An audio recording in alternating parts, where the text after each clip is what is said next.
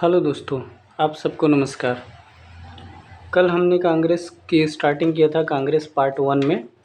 तो ये जो भी वीडियो है, वीडियो नंबर मुझे ध्यान नहीं है, लेकिन हमने पढ़ा था कांग्रेस की स्टार्टिंग, कांग्रेस कैसे कैसे स्टार्ट हुआ, फिर उसके लेक्चर हमने किए थे ये सारे। फिर ये भी कंप्लीट कर चुके हैं, ये भी कंप्लीट कर चुके हैं, और हम पढ़ने जा रहे हैं आज यहाँ से। नेक्स्ट लेक्चर है जो कांग्रेस पार्ट 2 के नाम से जानी जाएगी। आइए यहाँ से स्टार्ट करते हैं।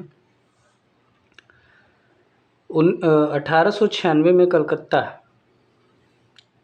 जो कलकत्ता में अधिवेशन हुआ था 1896 वाला, उसका जो अध्यक्ष नियुक्त किए गए थे रहीमतुल्ला सयानी। और रहीमतुल्ला सयानी प्रथम ये मतलब द्वितीय मुस्लिम अध्यक्ष थे, और प्रथम मुस्लिम अध्यक्ष थे जो कि 87 में थे। 1887 में बदरुद्दीन तैयब जी प्रथम मुस्लिम अध्यक्ष थे, जबकि रहीमतुल्ला सयानी 1896 में द्वितीय मुस्लिम अध्यक्ष बने कांग्रेस के। इस अधिवेशन में पहली बार वंदे मातरम गीत गाया गया। दादा भाई नौरोजी ने धन का बहिर्गमन सिद्धांत का प्रस्ताव इसी में पारित किया था, ड्रेन ऑफ वेल्थ। ठीक है, देन बुक जो था poverty and un British rule in India, poverty and un British rule in India, जो कि दादा भाई नौरोजी ने लिखा। और दादा भाई नौरोजी ने एल्फिंस्टन कॉलेज के प्रोफेसर रहे, और प्रोफेसर थे भौतिकी और गणित के लिए। हाँ, भौतिकी सब्जेक्ट और गणित की सब्जेक्ट के लिए प्रोफेसर रहे एल्फिंस्टन कॉलेज। गुजराती पत्रिका लिखी, उसका नाम था Rast Goftar. University of London, university of London में गुजराती भाषा के प्रोफेसर रहे, उसमें भी प्रोफेसर नियुक्त हुए थे। जन्म गुजरात में, नवसारी जिला में। तो ये थोड़ा सा हमने देखा दादा भाई नौरोजी के बारे में। आइए थोड़ा आगे चलते हैं। 1901 की बात करें तो कलकत्ता में ये अधिवेशन हुआ, और दिनसा एडुली वाचा या दिनसा ए वाचा भी कहते हैं इनको, महात्मा गांधी पहली बार इसी अधिवेशन में भाग लिए थे। तो महात्मा गांधी कब भाग ले रहे हैं? 1901 में। अब ये मत सोचिएगा कि महात्मा गांधी तो वापस आ रहे हैं 9 जनवरी 1915 में।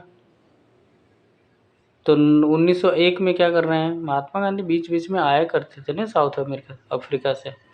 तो जब बीच में आए थे तो इन्होंने बस पार्टिसिपेट किया था। तो 1901 में कलकत्ता में अधिवेशन हुआ, जिसके अध्यक्ष थे दिनसा ए वाचा।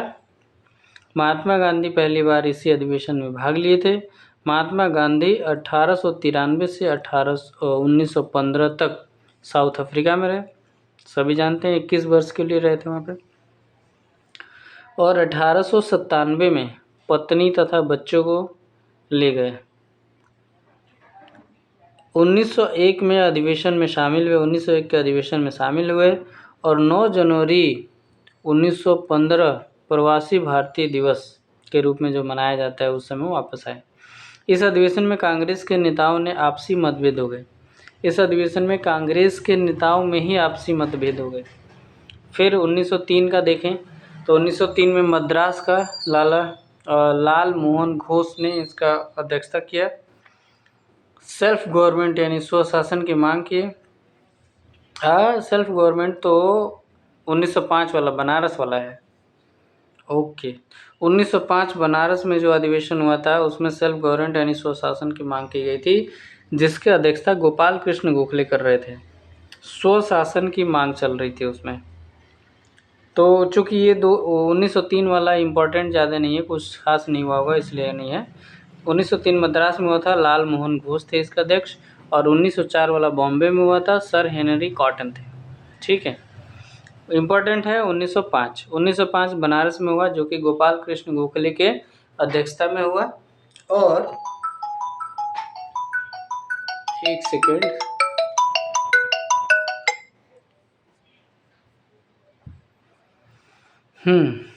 यस, तो बंगाल विभाजन के विरोध में प्रस्ताव घोषित किया गया था। बंगाल विभाजन के विरोध में घोषित किया गया था। गोपाल कृष्ण ने सर्वेंट ऑफ इंडिया सोसाइटी की स्थापना की।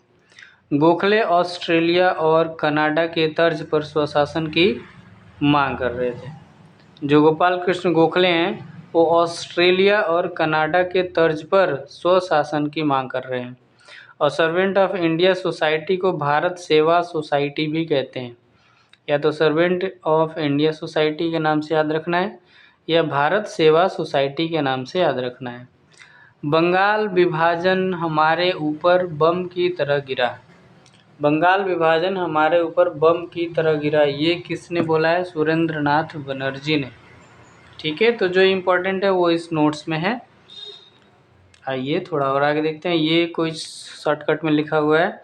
1905 में स्वशासन सेल्फ गवर्नमेंट पर चर्चा हुई। ऑस्ट्रेलिया कनाडा के तर्ज पर गोपाल कृष्ण गोखले अध्यक्षता कर रहे थे। 1906 का स्वराज, 1906 स्वराज स्वशासन प्रस्तावित था। साथ ही स्वदेशी बहिष्कार, राष्ट्रीय शिक्षा इत्यादि को इन्होंने बढ़ावा दिया। और यहाँ पे लिखा हुआ है जो वंदे मातरम जो 1896 कलकत्ता में वंदे मातरम पहली बार गीत गाया गया, रहीमतुल्लाह सयानी जिसके अध्यक्ष थे, वो जो वंदे मातरम है सन्यासी विद्रोह मतलब आनंद मठ से लिया गया है, जिसमें सन्यासी विद्रोह जो कि विद्रोह 1763 से 1800 या इसको 1770 भी कहते हैं, यानी 1770 63 1800 देखे था तो बंकिम चंद्र चटर्जी है ना। आनंद मठ किसने लिखा? बंकिम चंद्र चटर्जी। इसमें सन्यासी विद्रोह का जिक्र है। आइए आगे देखते हैं। आगे 1906 में स्वराज की बात हुई और कलकत्ता में अधिवेशन में दादा भाई नौरोजी थे। यदि मनुष्यों में कहीं देवत्व है तो वह दादा भाई में है। गोपाल कृष्ण गोखले बोलते हैं, सॉरी नहीं दिखा आपको। यदि मनुष्यों में कहीं देवत्व है तो वह दादा भाई नौरोजी में है, गोपाल कृष्ण गोखले बोलते हैं। तो जो 1906 का स्वराज कलकत्ता में अधिवेशन हुआ था, वहाँ पे मांग चल रही थी स्वराज की, और 1905 में मांग चल रही थी स्वशासन की। अध्यक्ष के पद का विवाद हो गया था। तो हुआ क्या, डॉक्टर रास बिहारी घोष और लाला लाजपत राय ये उग्रवादी नेता थे और ये उदारवादी नेता थे। इन दोनों में विवाद हो गया, बहस होने लगी। देन क्या हुआ, मध्यस्थता किया किन्होंने? मध्यस्थता किया किन्होंने? भूपेंद्र नाथ बसु ने। भूपेंद्र नाथ बसु ने बोला कि छोड़िए ना उदारवादी ना राष्ट्रवादी, आइए हम इनको ले चलते हैं, दादा भाई नौरोजी को बनाते हैं। तो बोले दादा भाई नौरोजी को बनाते, चूँकि दादा भाई नौरोजी दोनों साइड में जाते थे। एक तो इनकी जो मतलब एज थी उसके अनुसार ये पुराने ही स्वभाव के थे, उदारवादी थे, और दूसरा कि ये मतलब क्रांतिकारी तौर पे एक एक चीज़ कुछ न कुछ अंग्रेज़ों के विरुद्ध बोलते जा रहे थे। तो इसलिए सहमति बनी। तो याद रखिएगा 1906 कलकत्ता अधिवेशन, जहाँ पे स्वराज की मांग थी, किसने अध्यक्षता की? नौरोजी ने। और उसमें हुआ क्या, 4 प्रस्ताव पारित हुआ इसी 1906 में, जहाँ पे स्वराज की मांग चल रही है। स्वराज की मांग में 4 प्रस्ताव क्या थे? स्वदेशी आंदोलन, बहिष्कार आंदोलन, राष्ट्रीय शिक्षा के लिए बढ़ावा और स्वराज की बात करी जा रही है। जिन्ना की बात करें तो जिन्ना इस अधिवेशन में नौरोजी के निजी सचिव के रूप में शामिल हुए थे। यानी जो मोहम्मद अली जिन्ना हैं वो भी गुजरात के रहने वाले हैं, और जिन्ना ने दादा भाई नौरोजी के निजी सचिव के तौर पे शामिल हुए थे।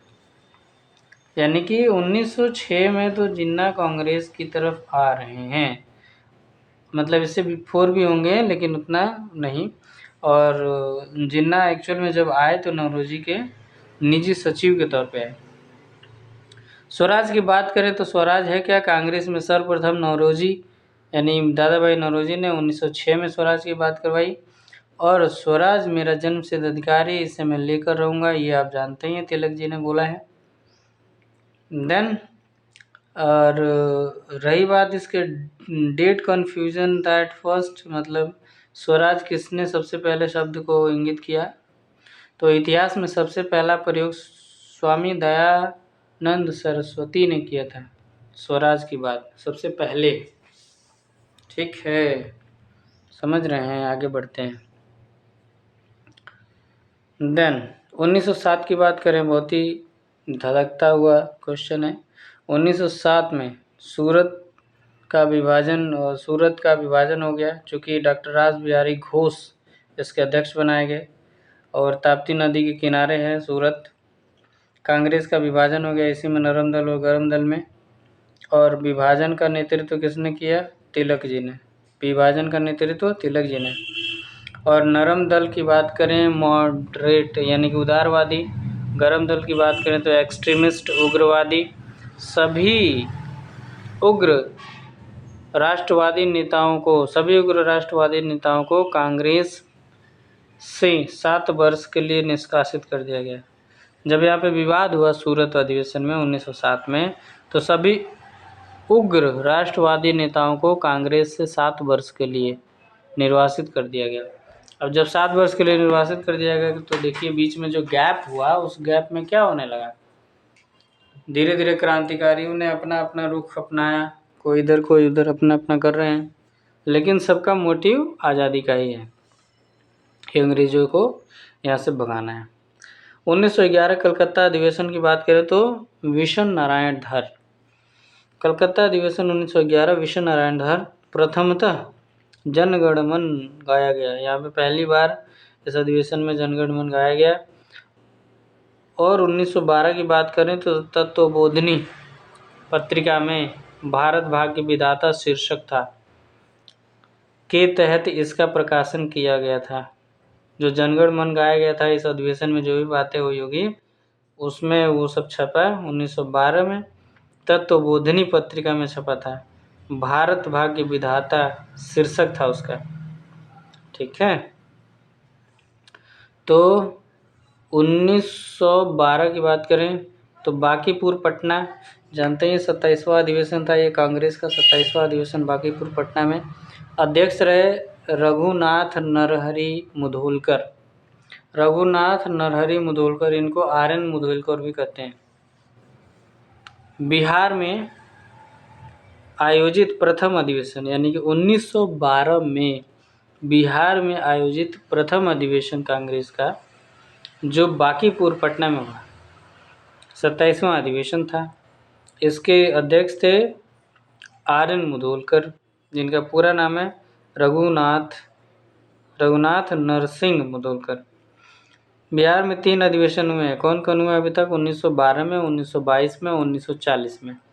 1912 बांकीपुर रघुनाथ सिंह मुधोलकर। 22 में गया में हुआ था चित्तरंजन दास, यहीं पे जानते हैं ये झगड़ा हो गया, मतभेद हो गया कांग्रेस में, तो चित्तरंजन दास और मोतीलाल नेहरू निकल लिए यहाँ से और जाके कोई पार्टी, कौन सी पार्टी बनाए? स्वराज पार्टी बनाए थे।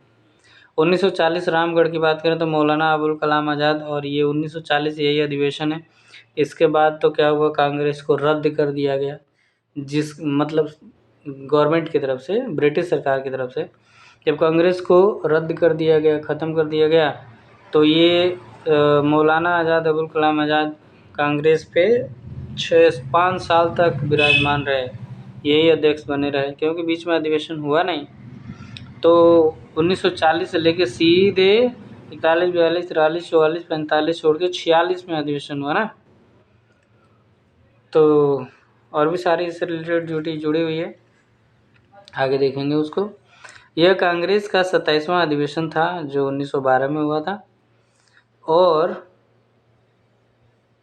1916 की अगर बात करें तो लखनऊ में हुआ था 1916। अंबिका चरण मजूमदार, जानते हैं नरम दल और गरम दल समझौता हुआ 1916, बहुत ही इम्पोर्टेंट है इसको। लखनऊ समझौता, लखनऊ पैक्ट, विरोध मदन मोहन मालवीय ने किया था 1916 का। पृथक निर्वाचन जो स्वीकार किया गया था, इसमें विरोध किया था। पृथक निर्वाचन का विरोध किसने किया? मदन मोहन मालवीय ने। कहाँ पे? 1916 लखनऊ अधिवेशन। नरम दल गरम दल की समझौता होगी, मध्यस्थता एनी बेसेंट और तिलक जी ने किया। और कांग्रेस और मुस्लिम लीग में समझौता, कांग्रेस और मुस्लिम लीग में समझौता, मध्यस्थता तिलक जी ने किया, मोहम्मद अली जिन्ना ने किया। फैसले का विरोध मदन मोहन मालवीय ने किया, कि मतलब ये जो कांग्रेस और मुस्लिम लीग समझौता वाला था उसका विरोध मदन मोहन मालवीय ने किया। मुस्लिम लीग की पृथक निर्वाचन मांग, मुस्लिम लीग की पृथक निर्वाचन मांग कैसी रही? मांग को कांग्रेस ने स्वीकार कर लिया।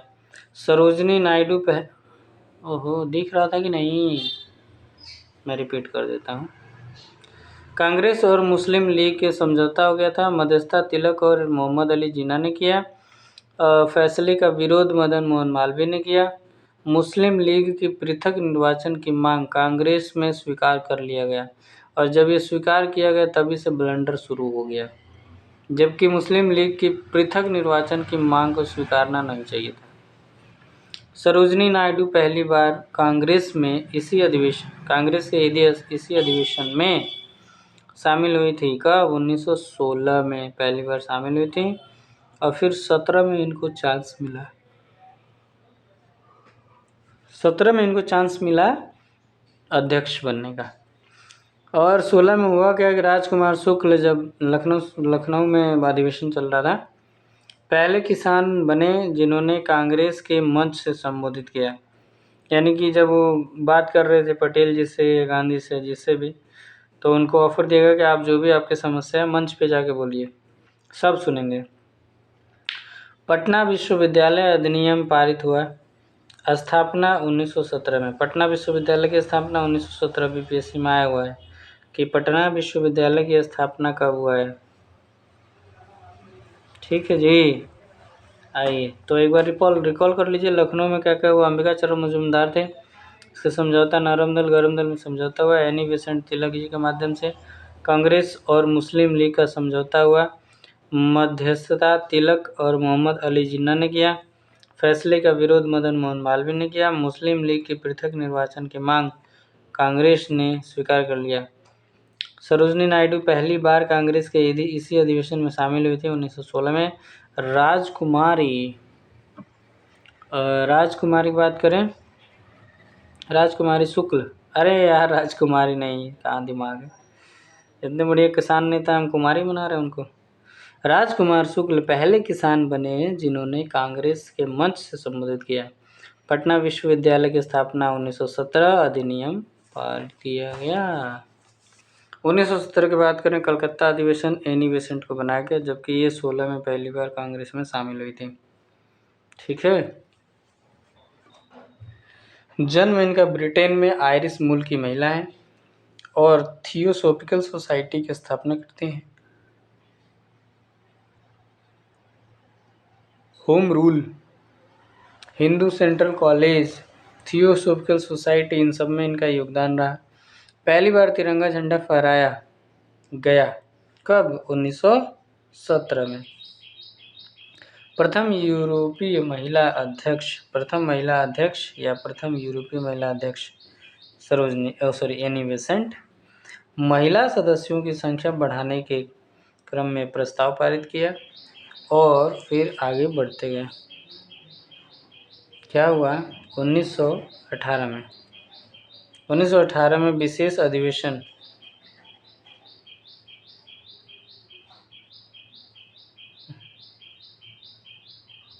तो 1918 विशेष अधिवेशन बॉम्बे में हुआ। अध्यक्ष सैयद हसन इमाम।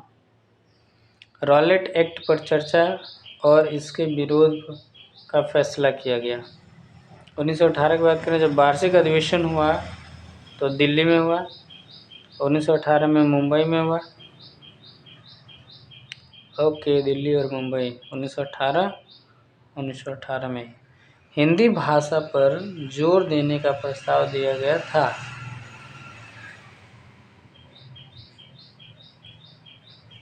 कांग्रेस का दूसरा विभाजन, पहला तो 1907 में हो गया था, जानते ही हैं। 1907 में पहला हो गया था, फिर 1916 में हुआ, फिर 1918 में हो गया। 1916 अमृतसर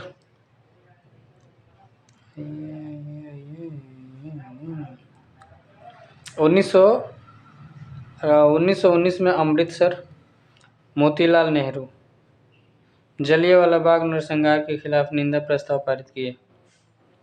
1907 से 1916।